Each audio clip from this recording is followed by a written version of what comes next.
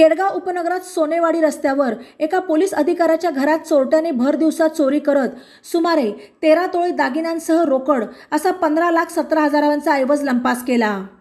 मंगळवारी 14 मेला दुपारी 12 ते 4च्या दरम्यान सदर घटना घडली।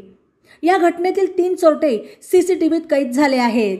नगर येथे स्थानिक गुन्हे शाखेत काम केलेले आणि सध्या नाशिक येथे नियुक्तीस असलेले सहाय्यक पोलीस निरीक्षक गणेश वारुळे यांच्या घरात चोरी झाली।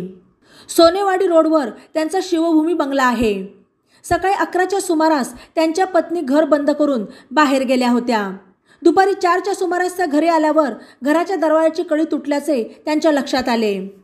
त्यांनी घरात पाहणी केली असता चोरट्याने कपाटातील सुमारे 13 तोळे वजनाचे सोन्याचे विविध प्रकारचे दागिने तसेच रोकड असा 15,17,000चा ऐवज चोरून नेल्याचे समोर आले।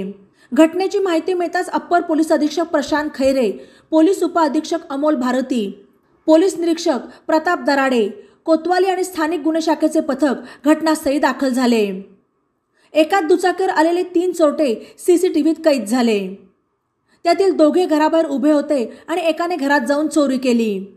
चोरट्यांनी चोरी करण्यापूर्वी 12 वाजण्याच्या सुमारास घराची पाहणी केली आणि त्यानंतर डाव साधला। भर दिवसा ही घटना घडल्याने आणि पोलीस अधिकाऱ्याचेच घर चोरट्यांनी फोडल्याने या चोरट्यांना पकडण्याचे मोठे आव्हान पोलिसांसमोर आहे।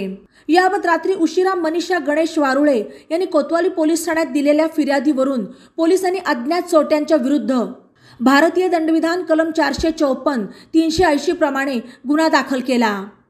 अधिक तपास सहाय्यक पोलीस निरीक्षक जानकर हे करत आहेत।